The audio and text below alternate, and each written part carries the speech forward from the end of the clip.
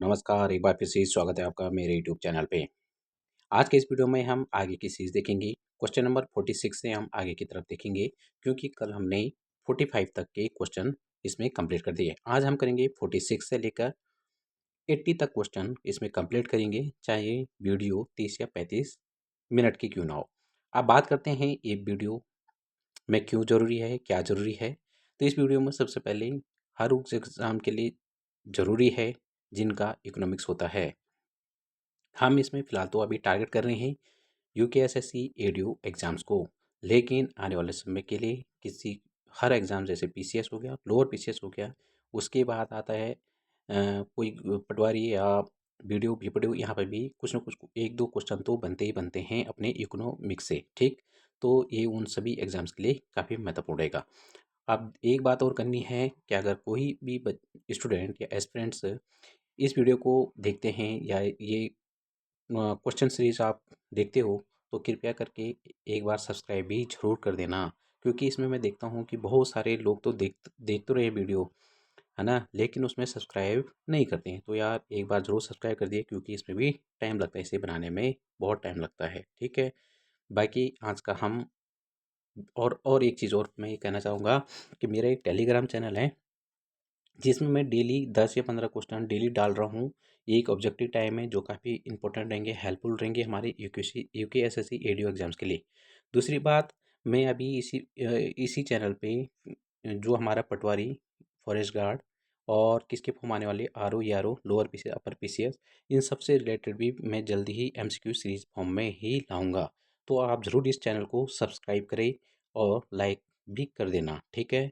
और आप अगर देखते हो तो एक बार बता भी देना कि आपको किस टॉपिक के रिलेवेंट में एमसीक्यू सीरीज में चाहिए, है ना।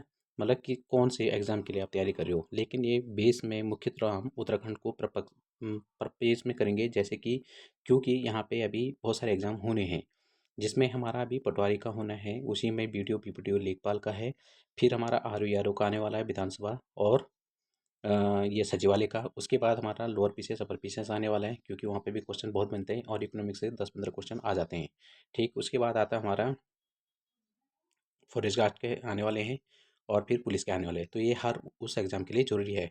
नंबर 2 पे यूजीसी के वालों के लिए भी ठीक है, जो जो अल्टीग्रेड वाले के हैं बच्चे हैं, वहाँ भी इकोनॉमिक्स आती है, तो उनके लिए भी ये काफ़ी हेल्पफुल रहेगा, क्योंकि ये सब्जेक्टिव रहेगा, ठीक। तो आज का पहला क्वेश्चन है हमारा, जैसे कि 46 का क्वेश्चन है हमारा, सम समूह उत्पाद वक्र यानी आइसोक्रोन कर्व क्या दर्शाता है। ऑप्शन नंबर ये है, दो वस्तुओं के वे संयोजन जो उपभोक्ताओं को समान संतुष्टि देते हैं। दो आगतों के वे विभिन्न संयोजन जिनसे उत्पादन की समान मात्रा प्राप्त होती है। ऑप्शन नंबर सी, उत्पादन की कुल लागत। ऑप्शन नंबर डी, एक फर्म का लाभ। हमारा सही ऑप्शन होगा option number B is right answer होगा। दो आगतों के वे विभिन्न संयोजन जिनसे उत्पादन की समान मात्रा प्राप्त होती है। अब बात करते हैं हम समुत्पाद वक्र, थोड़ा डिटेल में जानते हैं। समूह उत्पाद वक्र यानी आइसोक्रोन कर्व, जिसे उत्पादन उदासीनता वक्र भी कहा जाता है, दो आगतों जैसे श्रम और पूंजी के विभिन्न संयोजनों का एक ग्राफिकल प्रतिनिधित्व है, जो एक उत्पादक को उत्पादन की समान मात्रा प्राप्त करने में सक्षम बनाते हैं। यह उपभोक्ता के उदासीनता वक्र के समान है, लेकिन उत्पादन के संदर्भ में ये वक्र भी आमतौर पर मूल बिंदु के प्रति उत्तल होते हैं और एक दूसरे को नहीं काटते हैं। नेक्स्ट क्वेश्चन है 47वां, सम लागत रेखा यानी आइसोकॉस्ट लाइन क्या दर्शाती है। ऑप्शन नंबर ए है उत्पादन की कुल मात्रा। ऑप्शन नंबर बी है दो आगतों के वे विभिन्न संयोजन जिन्हें उत्पादक अपनी दी गई कुल लागत पर खरीद सकता है। ऑप्शन नंबर सी है एक फर्म का राजस्व। ऑप्शन नंबर डी है उत्पादन की सीमांत लागत। तो सही ऑप्शन होगा ऑप्शन नंबर बी, दो आगतों के वे विभिन्न संयोजन जिन्हें उत्पादक अपनी दी गई कुल लागत पर खरीद सकता है। अब इससे कोई रिलेटेड एक्स्ट्रा फैक्ट हैं। सम लागत रेखा यानी आइसोकॉस्ट लाइन दो आगतों जैसे श्रम और पूंजी के विभिन्न संयोजनों का ग्राफिकल प्रतिनिधित्व है, जिन्हें एक उत्पादक एक निश्चित कुल बजट या लागत पर खरीद सकता है, जबकि प्रत्येक आगत की कीमतें स्थिर रहती है। यह उत्पादन के लिए उपलब्ध कुल लागत सीमा को दर्शाती है। अब बात करते हैं हम, क्वेश्चन नंबर 48 होगा, उत्पादक संतुलन यानी उत्पादक संतुलन कहाँ प्राप्त होता है। ऑप्शन नंबर ए है जहां समुत्पाद वक्र यानी सम लागत रेखा को काटता है। ऑप्शन नंबर बी है जहां समुत्पाद वक्र सम लागत रेखा को स्पर्श करता है। ऑप्शन नंबर सी है जहां सम लागत रेखा वाई अक्ष को काटती है। ऑप्शन नंबर डी है जहां समुत्पाद वक्र एक्स अक्ष को काटती है। इसका सही आंसर होगा ऑप्शन नंबर बी, जहां समुत्पाद वक्र सम लागत रेखा को स्पर्श करती है। अब बात करते हैं हम उत्पादक संतुलन। वह स्थिति है जहां एक उत्पादक अपने दी गई बजट और आगतों की कीमतों पर न्यूनतम लागत पर उत्पादन की अधिकतम मात्रा का उत्पादन करता है। यह तब होता है जब सम लागत रेखा उच्चतम संभव समोत्पाद वक्र को स्पर्श करती है। इस बिंदु पर दो आगतों के बीच तकनीकी प्रतिस्थापन की सीमांतर यानी marginal rate of technical substitution MRTS कहते हैं, जिसको आगतों की कीमत अनुपात के बराबर होती है। नेक्स्ट हमारा क्वेश्चन नंबर 49 होगा, कुल स्थिर लागत यानी टोटल फिक्स्ड कॉस्ट यानी TFC क्या है। तो ऑप्शन नंबर ए है उत्पादन की मात्रा के साथ बदलती लागतें। ऑप्शन नंबर बी है वे लागतें जो उत्पादन की मात्रा में परिवर्तन के साथ नहीं बदलती। ऑप्शन नंबर सी है प्रति इकाई उत्पादन की लागत। ऑप्शन नंबर डी है कच्चे माल की लागत। तो इसका राइट आंसर हो जाएगा ऑप्शन नंबर बी, वे लागतें जो उत्पादन की मात्रा में परिवर्तन के साथ नहीं बदलती है। इससे रिलेटेड एक्स्ट्रा फैक्ट हैं, कुल स्थिर लागत यानी टोटल फिक्स्ड कॉस्ट TFC वे लागतें हैं जो उत्पादन की मात्रा में परिवर्तन होने पर भी अल्पकाल में स्थिर रहते हैं। इन लागतों का भुगतान फर्म को तब भी करना पड़ता है जब उत्पादन शून्य हो। उदाहरण, कारखाने का किराया या मशीनरी का मूल्यह्रास, स्थायी कर्मचारियों का वेतन। ठीक। नेक्स्ट क्वेश्चन हमारा, कुल परिवर्तनीय लागत यानी टोटल वेरिएबल कॉस्ट यानी TVC क्या है। ऑप्शन नंबर ए है वे लागतें जो उत्पादन की मात्रा में परिवर्तन के साथ नहीं बदलती। ऑप्शन नंबर बी है वे लागतें जो उत्पादन की मात्रा में जो परिवर्तन के साथ बदलती है। ऑप्शन नंबर सी है प्रति इकाई उत्पादन की लागतें। ऑप्शन नंबर डी है स्थिर लागत और कुल परिवर्तनीय लागत का योग। तो इसका हमारा राइट आंसर हो जाएगा ऑप्शन नंबर बी, वे लागतें जो उत्पादन की मात्रा में परिवर्तन के साथ बदलती है। अब बात करते हैं हम कुछ एक्स्ट्रा फैक्ट्स जो इससे रिलेटेड हैं। कुल परिवर्तनीय लागत यानी टोटल वेरिएबल कॉस्ट वही लागतें हैं जो उत्पादन की मात्रा में परिवर्तन के साथ बदलती है। जैसे जैसे उत्पादन बढ़ता है TBC बढ़ती है और उत्पादन घटने पर TBC घटती है। यदि उत्पादन शून्य है तो TBC भी शून्य होती है। उदाहरण, कच्चे माल की लागत, आकस्मिक श्रमिक का वेतन, बिजली और ईंधन की लागत जो उत्पादन से सीधे संबंधित है। नेक्स्ट हमारा क्वेश्चन नंबर 51। अच्छा, 51वां क्वेश्चन है, कुल लागत यानी टोटल कॉस्ट यानी TC क्या है। बात करते हैं। ऑप्शन नंबर ए है कुल स्थिर लागत। ऑप्शन नंबर बी है परिवर्तनीय लागत। ऑप्शन नंबर सी है कुल स्थिर लागत और कुल परिवर्तनीय लागत का योग। ऑप्शन नंबर डी है प्रति इकाई लागत। अब बात ऑप्शन नंबर इसका जो राइट होगा ऑप्शन नंबर सी है कुल स्थिर लागत और कुल परिवर्तनीय लागत का योग। कुल लागत क्या होता है, एक निश्चित मात्रा में उत्पादन करने में लगने वाली कुल मौद्रिक लागत है। यह कुल स्थिर लागत यानी जिसको हम TFC भी कहते हैं और कुल परिवर्तनीय लागत TVC का योग होती है। TC is equal to TFC यानी TC बराबर क्या होना चाहिए, TFC प्लस TVC, इन दोनों का योग ही क्या होता है, TC होता है। TFC है ना, यह एक फर्म के उत्पादन निर्णयों के लिए एक महत्वपूर्ण कारक है। अब बात करते हैं हम क्वेश्चन नंबर 52 की। औसत स्थिर लागत यानी औसत स्थिर लागत यानी एवरेज फिक्स्ड कॉस्ट वक्र का आकार कैसा होता है। ऑप्शन नंबर ए है यू आकार का। ऑप्शन नंबर बी है उल्टा यू आकार का। ऑप्शन नंबर सी है आयताकार अति परवलय। ऑप्शन नंबर डी है सीधा ऊपर की ओर ढलान वाला। तो ऑप्शन नंबर सी इसका राइट आंसर हो जाएगा, आयताकार अति परवलय। औसत स्थिर लागत जो है एवरेज फिक्स्ड कॉस्ट है, एएफसी कुल स्थिर लागत यानी टीएफसी को उत्पादन की मात्रा यानी क्यू से दर्शाते हैं से विभाजित करके प्राप्त की जाती है। एएफसी बराबर होता है टीएफसी अपॉन क्यू, क्यू को बोलते हैं मात्रा यानी क्वांटिटी। जैसे जैसे उत्पादन बढ़ता है टीएफसी एक ही रहती है, इसलिए एएफसी लगातार घटती जाती है। इसका ग्राफ एक आयताकार अतिपरवलय का आकार लेता है, जो यह दर्शाता है कि जैसे जैसे उत्पादन बढ़ता है स्थिर लागत प्रति इकाई कम हो जाती है। अर्थव्यवस्था का पैमाना इसे कहते हैं। अब बात आता है, क्वेश्चन नंबर है 53। औसत कुल लागत यानी एवरेज टोटल कॉस्ट वक्र का आकार कैसा होता है? ए ऑप्शन नंबर ए है यू आकार का होता है। ऑप्शन नंबर बी है उल्टा यू आकार का होता है। ऑप्शन नंबर सी है आयताकार अतिपरवलय होता है। ऑप्शन नंबर डी है सीधे नीचे की ओर ढलान। तो इसका जो आकार होता है यू आकार का होता है। अब बात करते हैं इससे रिलेटेड एक्स्ट्रा फैक्ट हैं, जैसे औसत कुल लागत है एवरेज टोटल कॉस्ट, जिसे औसत लागत यानी एसी शॉर्ट फॉर्म में कहते हैं भी कहा जाता है। कुल लागत यानी टीसी को उत्पादन की मात्रा क्यू से विभाजित करके प्राप्त की जाती है। एटीसी बराबर होता है टीसी अपॉन क्यू बराबर एएफसी प्लस एवीसी होता है। शुरुआत में जैसे जैसे उत्पादन बढ़ता है एएफसी और एवीसी दोनों में गिरावट आती है, जिससे एटीसी घटती है। एक निश्चित बिंदु के बाद एबीसी बढ़ने लगती है।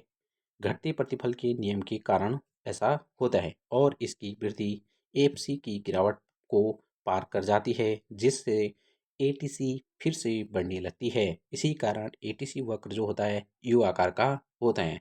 इसमें पूरा संक्षेप में बता दिया कि यू आकार का वक्र क्यों होता है। अब बात आती है सीमांत लागत यानी मार्जिनल कॉस्ट क्या है। ऑप्शन नंबर ए है कुल स्थिर लागत। ऑप्शन नंबर बी है उत्पादन की एक अतिरिक्त इकाई का उत्पादन करने से कुल लागत में होने वाला परिवर्तन। ऑप्शन नंबर सी है कुल परिवर्तनीय लागत। ऑप्शन नंबर डी है प्रति इकाई उत्पादन की औसत लागत। तो ऑप्शन नंबर बी इसका राइट आंसर हो जाएगा।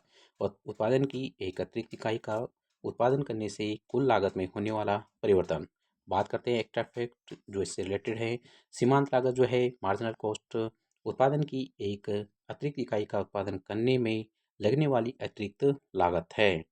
इसकी गणना कुल लागत यानी या कुल परिवर्तनीय लागत में परिवर्तन को उत्पादन की मात्रा में परिवर्तन से विभाजित करके की जाती है।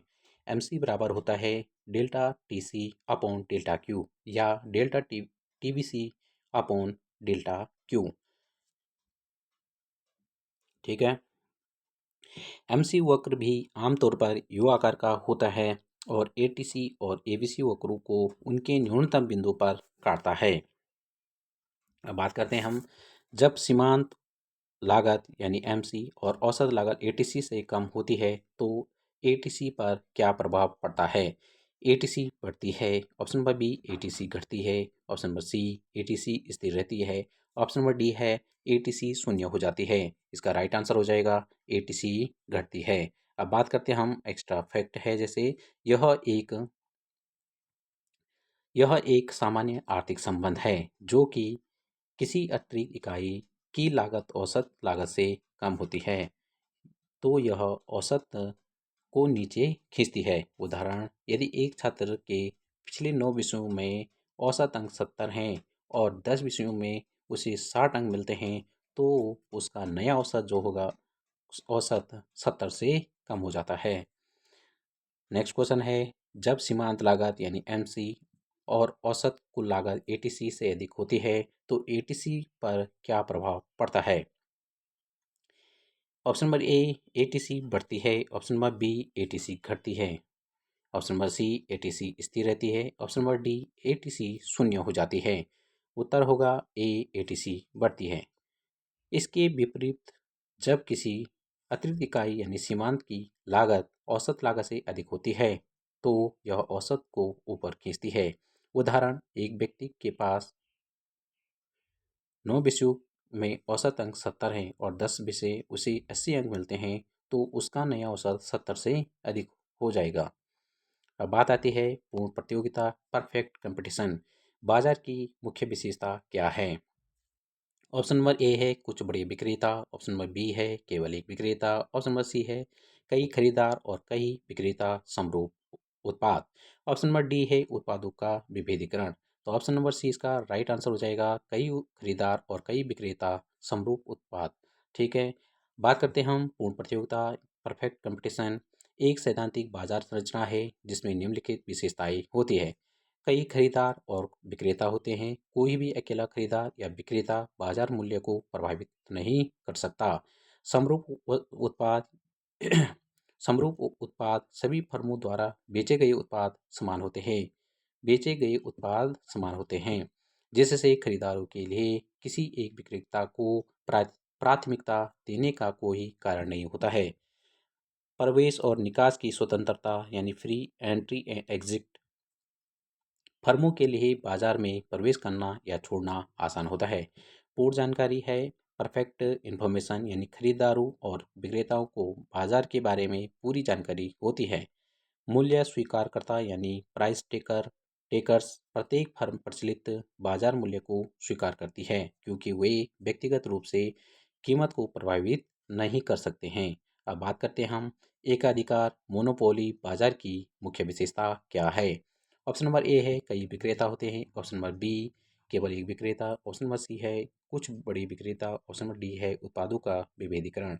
राइट आंसर हो जाएगा इसका केवल एक विक्रेता। एकाधिकार यानी मोनोपोली एक बाजार संरचना है जिसमें एक अकेला विक्रेता होता है जो एक ऐसे उत्पाद का उत्पादन करता है जिसके कोई करीबी स्थानापन्न नहीं होते हैं। एकाधिकारी के पास बाजार में पूर्ण नियंत्रण होता है और वह कीमत निर्धारण करने वाला प्राइस मेकर होता है। बाजार के लिए उच्च बाधाएं होती हैं जो अन्य फर्मों में प्रवेश करने से रोकती है। अब बात करते हैं हम क्वेश्चन नंबर 59 की, अल्पाधिकार ओलिगोपोली बाजार की मुख्य विशेषता क्या है। छोटे विक्रेता होते हैं, ऑप्शन नंबर बी केवल एक विक्रेता, ऑप्शन नंबर सी कुछ बड़े विक्रेता जो परस्पर निर्भर होते हैं, ऑप्शन नंबर डी है उत्पादों का समरूप होना। ऑप्शन नंबर सी इसका राइट आंसर हो जाएगा, कुछ बड़े विक्रेता जो परस्पर निर्भर होते हैं। अल्पाधिकार यानी ओलिगोपोली एक बाजार संरचना है जिसमें कुछ बड़े विक्रेता होते हैं जो बाजार के बड़े हिस्से को नियंत्रित करते हैं। इन फर्मों के निर्णय परस्पर निर्भर होते हैं, यानी एक फर्म का निर्णय दूसरी फर्मों को प्रभावित करता है और उसके विपरीत भी। उत्पाद समरूप या विभेदित हो सकते हैं, उदाहरण विमानन उद्योग, ऑटोमोबाइल उद्योग या दूरसंचार उद्योग। अब बात करते हैं क्वेश्चन नंबर 60 का है, एकाधिकार प्रतियोगिता यानी मोनोपोलिस्टिक कंपटीशन बाजार की मुख्य विशेषता क्या है। ऑप्शन नंबर ए है केवल एक विक्रेता, ऑप्शन नंबर बी है कुछ बड़े विक्रेता, ऑप्शन नंबर सी है कई विक्रेता जो विभेदित उत्पाद बेचते हैं, ऑप्शन नंबर डी है समरूप उत्पाद। तो राइट आंसर हो जाएगा कई विक्रेता जो विभेदित उत्पाद बेचते हैं, यानी option number C is right answer. एक अधिकार प्रतियोगिता माइक्रोपोलिस्टिक कंपटीशन एक बाजार संरचना है जिसमें कई विक्रेता होते हैं जो एक दूसरे के करीबी लेकिन पूरी तरह से समान नहीं विभेदित होते हैं, यानी उत्पाद बेचते हैं। उत्पाद विभेदीकरण यानी प्रोडक्शन डिफरेंटेशन ब्रांडिंग विज्ञापन अनूठी विशेषताओं के माध्यम से होता है। प्रवेश और निकास की स्वतंत्रता होती है और प्रत्येक फर्म के पास अपने विशिष्ट उत्पाद के लिए कुछ हद तक मूल्य निर्धारण शक्ति होती है। उदाहरण के लिए रेस्तरां यानी जो रेस्टोरेंट हैं, कपड़े के स्टोर या सैलून जहाँ पे हम बाल कटाते हैं। ठीक है, औसत राजस्व एवरेज रेवेन्यू एआर क्या है। ऑप्शन नंबर ए है बेची गई कुल इकाइयों का राजस्व, ऑप्शन नंबर बी है प्रति इकाई बेचे गए उत्पाद से प्राप्त राजस्व, ऑप्शन नंबर सी है एक अतिरिक्त इकाई बेचने से प्राप्त राजस्व, ऑप्शन नंबर डी है उत्पादन की कुल लागत। तो राइट ऑप्शन होगा ऑप्शन नंबर बी होगा, प्रति इकाई बेचे गए उत्पाद से प्राप्त राजस्व। इसके एक्स्ट्रा फैक्ट हैं इससे रिलेटेड। औसत राजस्व यानी एआर जिसको हम बोलते हैं एवरेज रेवेन्यू, प्रति इकाई बेची गई वस्तु या सेवाओं से प्राप्त राजस्व है। इसकी गणना कुल राजस्व यानी टीआर को बेची गई मात्रा टीआर को बेची गई मात्रा यानी जिसको क्यू से हम इंडिकेट करते हैं से विभाजित करके की जाती है। ए आर बराबर होता है T R upon Q. A R हमेशा पी के बराबर होता है जब एक फर्म एक ही कीमत पर सभी इकाइयाँ बेचती है। क्वेश्चन नंबर 62 है, सीमांत राजस्व मार्जिनल रेवेन्यू एम आर क्या है? ऑप्शन नंबर ए है कुल राजस्व, ऑप्शन नंबर बी है प्रति इकाई राजस्व, ऑप्शन नंबर सी है अतिरिक्त इकाई बेचने से कुल राजस्व में होने वाला परिवर्तन, ऑप्शन नंबर डी है औसत राजस्व। ऑप्शन नंबर सी है एक अतिरिक्त इकाई बेचने से कुल राजस्व में होने वाला परिवर्तन। ठीक, इसका राइट आंसर है सीमांत राजस्व क्या है? एक अतिरिक्त इकाई वस्तु या सेवा बेचने से कुल राजस्व में होने वाली वृद्धि है। इसकी गणना कुल राजस्व में परिवर्तन को बेची गई मात्रा में परिवर्तन से विभाजित करके की जाती है। एम आर इजिकल टू होता है delta T R upon delta Q. पूर्ण प्रतियोगिता में पी बराबर ए आर बराबर एम आर होता है, यानी तीनों बराबर होते हैं। जब एकाधिकार और एकाधिकार प्रतियोगिता में एम आर वक्र ए आर वक्र के नीचे होता है। क्वेश्चन नंबर 63 है या 63वां क्वेश्चन है, एक फर्म की अधिकतम लाभ कहाँ प्राप्त होता है? ऑप्शन नंबर ए है जहाँ कुल राजस्व अधिकतम होता है, ऑप्शन नंबर बी है जहाँ सीमांत राजस्व एम आर सीमांत लागत एम सी के बराबर होता है, जहाँ ऑप्शन नंबर सी है जहाँ औसत राजस्व और औसत लागत के बराबर होती है, ऑप्शन नंबर डी है जहाँ कुल लागत न्यूनतम होती है, ऑप्शन नंबर बी इसका राइट आंसर है जहाँ सीमांत राजस्व और सीमांत लागत के बराबर होता है। अब बात करते हैं लाभ अधिकतमकरण का। नियम बताता है कि एक फर्म तब अधिकतम लाभ कमाती है जब वह उस उत्पादन स्तर पर उत्पादन करती है जहां उसकी सीमांत राजस्व उसकी सीमांत लागत के बराबर होती है, यानी M R equal to M C होता है। यह नियम सभी बाजार संरचनाओं में लागू होता है। इसके अतिरिक्त एम आर वक्र को नीचे से काटना चाहिए। अब बात आता है बाजार मूल्य यानी मार्केट प्राइस क्या है? ऑप्शन नंबर ए है सरकार द्वारा निर्धारित कीमत, ऑप्शन नंबर बी है वह कीमत जिस पर खरीदार और विक्रेता सहमत होते हैं और लेन देन होता है, ऑप्शन नंबर सी है उत्पादन की लागत, ऑप्शन नंबर डी है एक काल्पनिक कीमत। इसका सही आंसर होगा ऑप्शन नंबर बी, वह कीमत जिस पर खरीदार और विक्रेता सहमत होते हैं और लेन देन होता है। एक्स्ट्रा फैक्ट है इससे, बाजार मूल्य मार्केट प्राइस वह कीमत है जिस पर किसी वस्तु या सेवा का बाजार में वास्तविक रूप से आदान प्रदान होता है। यह मांग और आपूर्ति की शक्तियों के परस्पर क्रिया से निर्धारित होता है। संतुलन कीमत पर बाजार मूल्य स्थिर हो जाता है।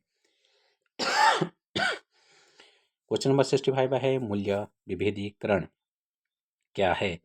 ऑप्शन नंबर ए है एक ही उत्पाद को विभिन्न बाजारों में अलग अलग कीमतों पर बेचना, ऑप्शन नंबर बी है अलग अलग उत्पादों को एक ही कीमत पर बेचना, ऑप्शन नंबर सी है सभी ग्राहकों से एक ही कीमत वसूलना, ऑप्शन नंबर डी है कीमत में कमी करके बिक्री बढ़ाना। राइट आंसर है ऑप्शन नंबर ए है एक ही उत्पाद को विभिन्न बाजारों में अलग अलग कीमत पर बेचना। मूल्य विभेदीकरण तब होता है जब एक विक्रेता आमतौर पर उद, एक एक एकाधिकारवादी या एकाधिकार प्रतियोगिता एक ही वस्तु या सेवा को विभिन्न ग्राहकों या बाजारों में अलग अलग कीमतों पर बेचता है जबकि लागत में कोई अंतर नहीं होता है। इसका उद्देश्य विभिन्न ग्राहकों से उनके भुगतान करने की इच्छा के अनुसार अधिकतम राजस्व प्राप्त करना होता है। उदाहरण के लिए सिनेमाघरों में छात्रों और वयस्कों के लिए अलग अलग टिकट की कीमतें, हवाई किराए में अंतर।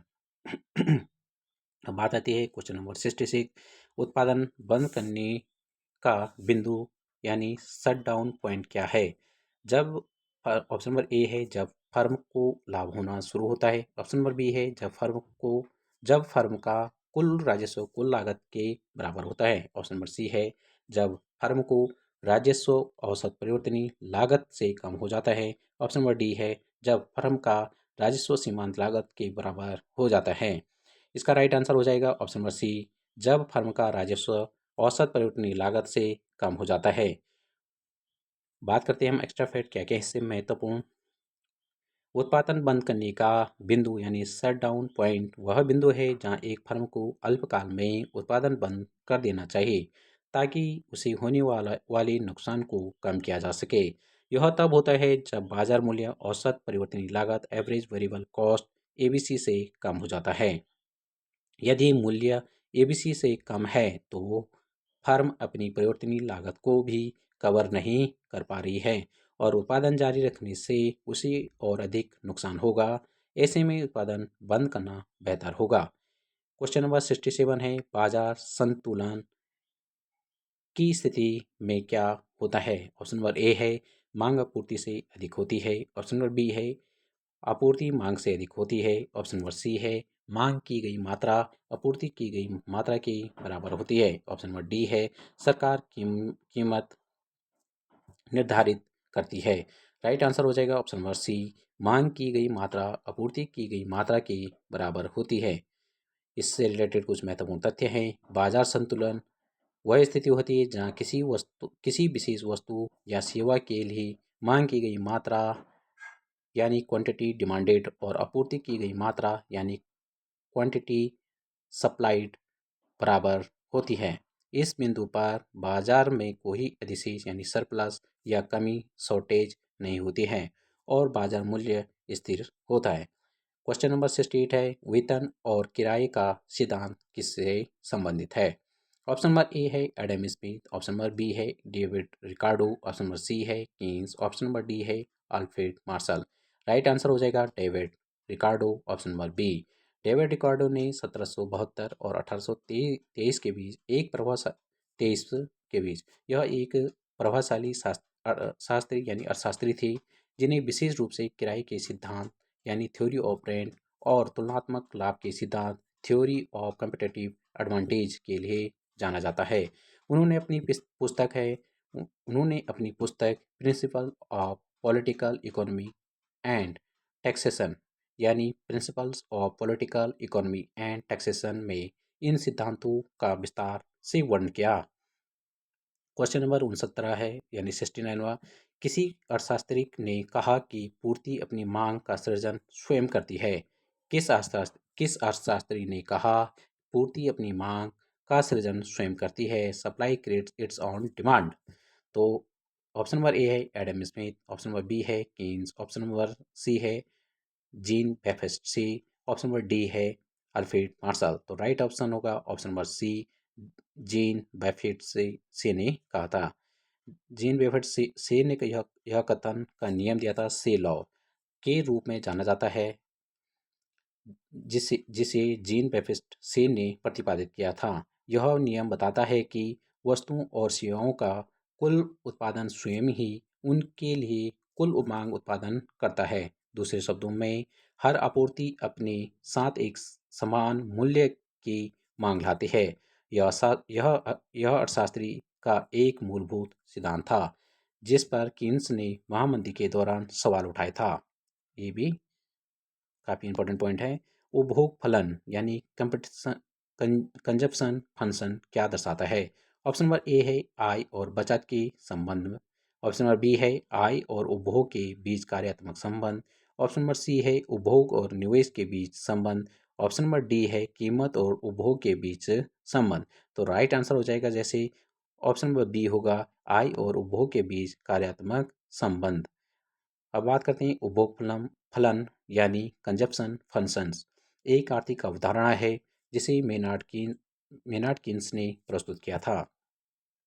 यह कुल उपभोग व्यय और आय के बीच कार्यात्मक संबंध को दर्शाता है। यह आमतौर पर इस धारणा पर आधारित होता है कि जैसे जैसे आय बढ़ती है उपभोग भी बढ़ती है लेकिन आय में वृद्धि की तुलना में कम दर से। बात करते हैं हम 71 क्वेश्चन है, सीमांत उपभोग प्रवृत्ति यानी मार्जिनल प्रोस्पेंसिटी टू कंज्यूम क्या है? ऑप्शन नंबर ए है कुल आय में परिवर्तन। ऑप्शन नंबर बी है आय में एक इकाई परिवर्तन के कारण उपभोग में होने वाला परिवर्तन। ऑप्शन नंबर सी है कुल उपभोग में परिवर्तन। ऑप्शन नंबर डी है आय और उपभोग में अनुपात उपभोग का अनुपात। अब ऑप्शन नंबर 20 का राइट आंसर है आय में एक इकाई परिवर्तन के कारण उपभोग में होने वाला परिवर्तन। इससे रिलेटेड महत्वपूर्ण तथ्य है सीमांत उपभोग प्रवृत्ति यानी एमपीसी वह अनुपात है जो बताता है कि आय में एक अतिरिक्त इकाई के परिवर्तन के कारण उपभोग में कितना परिवर्तन होगा? यह आय में वृद्धि का वह हिस्सा है जिसे उपभोग पर खर्च किया जाता है। एमपीसी बराबर होता है delta C upon delta Y, जहाँ जहाँ डेल्टा सी उपभोग में परिवर्तन है और डेल्टा वाई आय में परिवर्तन है। नेक्स्ट क्वेश्चन है, सीमांत बचत प्रवृत्ति यानी marginal prosperity to save MPC क्या है? ऑप्शन नंबर ए है कुल आय में परिवर्तन, ऑप्शन नंबर बी है आय में एक इकाई परिवर्तन के कारण बचत में होने वाला परिवर्तन, ऑप्शन नंबर सी है कुल बचत में परिवर्तन, ऑप्शन नंबर डी है आय और बचत का अनुपात, ऑप्शन नंबर बी इसका राइट आंसर है आय में एक इकाई परिवर्तन के कारण बचत में होने वाला परिवर्तन। सीमांत बचत प्रवृत्ति यानी एमपीसी वह अनुपात है जो बताता है कि आय में एक अतिरिक्त इकाई के परिवर्तन के कारण बचत में कितना परिवर्तन होगा। यह आय में वृद्धि का वह हिस्सा है जिसे बचाया जाता है। एमपीसी बराबर होता है delta S upon delta Y, जहाँ डेल्टा एस बचत में परिवर्तन है और डेल्टा वाई आय में परिवर्तन है। हमेशा एमपीसी प्लस एमपीएस बराबर एक होता है। ठीक है। नेक्स्ट क्वेश्चन है निवेश गुणक गुणक यानी इन्वेस्टमेंट मल्टीप्लायर का सिद्धांत किसने दिया है? ऑप्शन नंबर ए है एडम स्मिथ ने, ऑप्शन नंबर बी है Alfred Marshall, option number C है Maynard Keynes, option number D है डेविड रिकार्डो। राइट ऑप्शन होगा ऑप्शन नंबर सी है जॉन मेनार्ड केन्स। निवेश गुणांक गुणक यानी इन्वेस्टमेंट मल्टीप्लायर किन्सिन्स कीन्स ने कीन्स अर्थशास्त्र की एक अवधारणा है। किन्सिस अर्थशास्त्र की एक अवधारणा है जो किन्स के नाम पे है। जॉन मेनार्ड किन्स ने अपनी पुस्तक the general theory of employment invest invest and money the general theory of employment interest and money में प्रस्तुत किया था। यह बताता है कि स्वायत्ता निवेश में प्रारंभिक परिवर्तन के कारण राष्ट्रीय आय में कई गुना अधिक परिवर्तन होता है। गुणक का मान एक अपॉन यानी 1 - MPC या 1/MPS होता है। अब बात करते हैं एक अर्थव्यवस्था में यदि MPC बराबर 0.8 है तो निवेश गुणक का मान क्या होगा? ऑप्शन नंबर ए है 2, ऑप्शन नंबर बी है 4, ऑप्शन नंबर सी है 5, ऑप्शन नंबर डी है 10। तो सही आंसर होगा ऑप्शन नंबर सी 5। निवेश गुणक कैसे दर्शाते हैं का सूत्र है के बराबर 1/1/MPC यानी 1/1/MPC। ठीक है, दिए गए मान के अनुसार MPC बराबर हो जाता है दिए गए मान के बराबर MPC बराबर हो जाता है 0.8। ठीक है, और इसीलिए के बराबर 1/1/1 - 0.8 पर 0.8 इज इक्वल टू 1/0.2 बराबर 5। इस मतलब ये निकालना पड़ता है, यानी ये होता है 1/1 - MPC। ठीक है, ये बता रहा है। अब इसको क्या होता है कि घटाना होता है पहले, जैसे कैसे ये एक है तो यहाँ पे एक में कितना घटाना है, हमने माइनस करना है 0.8 को। राइट, अगर इसको हम 0.8 को हम एक से माइनस करेंगे तो यहाँ बचता है हमारा 1.2, है ना, 1.02, और यहाँ कर देंगे हम 100, बताता हूँ आपको। तो हमारा बचा यहाँ पे 1.2 और यहाँ 100। ठीक है, अब देखो, अब ये क्या है, पॉइंट से पॉइंट पॉइंट हटाने के लिए यहाँ एक जीरो कट हो जाएगा, यहाँ बचा है हमारा 10। अब इसको 2 से भाग करेंगे तो ये आएगा 5। तो इस तरह ये निकलता है। थोड़ा लिखने की प्रॉब्लम हो जाती है इसमें, इसलिए मैं डायरेक्ट पढ़ के ही बता देता हूँ। ठीक है, ऐसा इसमें होता है। तो इसका अर्थ है कि निवेश में 1 इकाई की वृद्धि से राष्ट्रीय आय में 5 इकाई की वृद्धि होगी। अब आते हैं क्वेश्चन नंबर 75 है, कुल मांग यानी एग्रीगेट डिमांड क्या है? ए एक अर्थव्यवस्था में व्यक्तियों की कुल मांग, बी एक अर्थव्यवस्था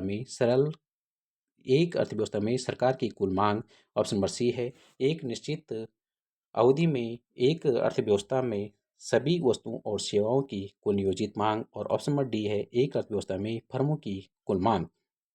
उत्तर होगा ऑप्शन नंबर सी होगा एक निश्चित अवधि में एक अर्थव्यवस्था में सभी वस्तुओं और सेवाओं की कुल नियोजित मांग। कुल मांग क्या होती है? कुल मांग एक अर्थव्यवस्था में वस्तुओं और सेवाओं की कुल मांग है जो दी गई कीमत पर एक निश्चित अवधि में सभी क्षेत्र, घरेलू, फर्म, सरकारी और विदेशी द्वारा की जाती है। एडी के घटक होते हैं उपभोग सी, निवेश आई, सरकारी व्यय जी से और शुद्ध निर्यात यानी NX is equal to X minus M होता है। अर्थात एडी बराबर होता है C plus I plus G plus X minus M, यानी एक्सपोर्ट और माइनस इम्पोर्ट को कर देते हैं। तो ये इसका एक सूत्र ये कई बार क्वेश्चन में आता है। अब बात आती है कुल आपूर्ति यानी एग्रीगेट सप्लाई क्या है। ऑप्शन नंबर ए है एक अर्थव्यवस्था में सभी वस्तुओं और सेवाओं की कुल नियोजित आपूर्ति। ऑप्शन नंबर बी है एक अर्थव्यवस्था में फर्मों की कुल आपूर्ति। ऑप्शन नंबर सी है एक अर्थव्यवस्था में सरकार की आपूर्ति। ऑप्शन नंबर डी है एक अर्थव्यवस्था में व्यक्तियों द्वारा आपूर्ति की गई वस्तुएं। सही आंसर हो गया ऑप्शन नंबर ए, एक अर्थव्यवस्था में सभी वस्तुओं और सेवाओं की कुल नियोजित आपूर्ति। अब बात आती है इससे रिलेटेड कुछ महत्वपूर्ण फैक्ट हैं। कुल आपूर्ति यानी एक अर्थव्यवस्था में वस्तुओं और सेवाओं की कुल मात्रा है जिसे उत्पादक एक निश्चित अवधि में विभिन्न कीमतों पर बेचने को तैयार और सक्षम है। अल्पकाल में एएस वक्र धनात्मक ढलान वाला होता है जबकि दीर्घकाल में यह पूर्ण रोजगार स्तर पर ऊर्ध्वाधर होता है। अब बात करते हैं किन्स मतलब इसे किन्सियन एक एक से। अब बात करते हैं हम क्वेश्चन नंबर 77 वह है किन्सियन क्रॉस मॉडल में संतुलन कहाँ प्राप्त होता है। ऑप्शन नंबर ए है जहाँ कुल मांग वक्र एक्स एक्स को काटता है। ऑप्शन नंबर बी है जहाँ कुल आपूर्ति वक्र वाई एक्स को काटता है। ऑप्शन नंबर सी है जहाँ कुल मांग ए डी और कुल आपूर्ति ए एस के बराबर होती है। ऑप्शन नंबर डी है जहाँ कुल मांग अधिकतम होती है। इसका राइट ऑप्शन होगा ऑप्शन नंबर सी जहाँ कुल मांग यानी ए डी कुल आपूर्ति ए एस के बराबर होती है। महत्वपूर्ण तथ्य हैं Keynesian cross model IBI model है जो कुल मांग और कुल आपूर्ति के संतुलन द्वारा राष्ट्रीय आय के निर्धारण को दर्शाता है। संतुलन तब होता है जब कुल नियोजित व्यय अर्थव्यवस्था में उत्पादित वस्तुओं और सेवाओं के कुल मूल्य यानी एस राष्ट्रीय आय के बराबर होता है। 78 क्वेश्चन है अनैच्छिक बेरोजगारी यानी अनैच्छिक बेरोजगारी का क्या अर्थ है। ऑप्शन नंबर ए है लोग काम नहीं करना चाहते हैं। ऑप्शन नंबर बी है लोग काम करना चाहते हैं लेकिन उन्हें प्रचलित मजदूरी दर पर काम नहीं मिल रहा है। ऑप्शन नंबर सी है लोग सेवानिवृत्त हो चुके हैं। ऑप्शन नंबर डी है लोग अपनी इच्छा से काम छोड़ देते हैं। सही ऑप्शन होगा ऑप्शन नंबर बी है लोग काम करना चाहते हैं लेकिन उन्हें प्रचलित मजदूरी दर पर काम नहीं मिल रहा है। अनैच्छिक बेरोजगारी यानी इनवॉलेंट्री अनएम्प्लॉयमेंट वह स्थिति है जहां व्यक्ति प्रचलित मजदूरी दर पर काम करने के इच्छुक और सक्षम होते हैं लेकिन उन्हें काम नहीं मिल पाता है। यह आमतौर पर अपर्याप्त कुल मांग यानी एग्रीगेट डिमांड के कारण होता है जैसे कि किन्सियन अर्थशास्त्र में बताया गया है। आज का सेकंड लास्ट क्वेश्चन है पूर्ण रोजगार यानी फुल एम्प्लॉयमेंट का क्या अर्थ है। ऑप्शन नंबर ए है अर्थव्यवस्था में शून्य बेरोजगारी। ऑप्शन नंबर बी है केवल ऐच्छिक बेरोजगारी का अस्तित्व। ऑप्शन नंबर सी है सभी व्यक्तियों को काम पर रखा गया। ऑप्शन नंबर डी है केवल संरचनात्मक बेरोजगारी का अस्तित्व। तो ऑप्शन नंबर बी इसका राइट आंसर हो जाएगा ऐच्छिक बेरोजगारी का अस्तित्व। कुछ इंपॉर्टेंट फैक्ट हैं जैसे पूर्ण रोजगार का अर्थ यह नहीं है कि अर्थव्यवस्था में शून्य बेरोजगारी है बल्कि यह वह स्थिति है जहां सभी लोग जो प्रचलित मजदूरी दर पर काम करना चाहते हैं और सक्षम हैं उन्हें काम मिल जाता है। इसमें घर्षणात्मक बेरोजगारी यानी फ्रिक्शनल अनएम्प्लॉयमेंट और संरचनात्मक बेरोजगारी यानी स्ट्रक्चरल अनएम्प्लॉयमेंट और जैसी प्राकृतिक बेरोजगारी शामिल हो सकती है लेकिन चक्रीय बेरोजगारी यानी साइक्लिकल अनएम्प्लॉयमेंट नहीं। क्वेश्चन नंबर 80 है मुद्रास्फीति यानी इन्फ्लेशन क्या है। ऑप्शन नंबर ए है सामान्य मूल्य स्तर में गिरावट। ऑप्शन नंबर बी है सामान्य मूल्य स्तर में निरंतर और व्यापक वृद्धि। ऑप्शन नंबर सी है उत्पादन में वृद्धि। ऑप्शन नंबर डी है बेरोजगारी में वृद्धि। तो राइट आंसर हो जाएगा हमारा सामान्य मूल्य स्तर में निरंतर और व्यापक वृद्धि। अब बात करते हैं एक्स्ट्रा कुछ तथ्य हैं इसमें। मुद्रास्फीति एक अर्थव्यवस्था में वस्तुओं और सेवाओं के सामान्य मूल्य स्तर में निरंतर और व्यापक वृद्धि को संदर्भित करती है। इससे मुद्रा की क्रय शक्ति घट जाती है। इससे आमतौर पर उपभोक्ता मूल्य सूचकांक (सीपीआई) या थोक मूल्य सूचकांक, जिसे हम डब्ल्यूपीआई से जैसी सूचकांकों का उपयोग करके किया जाता है। तो दोस्तों, ये थे आज के हमारे टॉप 35 क्वेश्चन, तो कंप्लीट हो चुके हैं। कल एक वीडियो और आएगी इससे रिलेटेड, ये कंप्लीट हो जाएगा हमारा। और कल 20 क्वेश्चन इसमें छोड़ गए तो एक वीडियो उससे, फिर उसके बाद में पूरे 100 नंबर का कल के वीडियो में, कल दिन तक या शाम तक एक वीडियो और अपलोड करूँगा, जो 100 क्वेश्चन होंगे जिसमें। और ये हमारा यूनिट 3 से रहेगा, जिसमें काफ़ी महत्वपूर्ण है, जो कंपलसरी सभी के लिए है, तो ये हर स्टूडेंट के लिए काफ़ी महत्वपूर्ण रहेगा। अच्छा, आप लोगों को कैसा लगा वो ज़रूर बताइए। आप लोगों को अच्छा लगा तो कृपया करके वीडियो को सब्सक्राइब ज़रूर करना है, ताकि आपको नोटिफिकेशन आ जाए समय पे और हमें भी मोटिवेट मिल जाए। Thank you.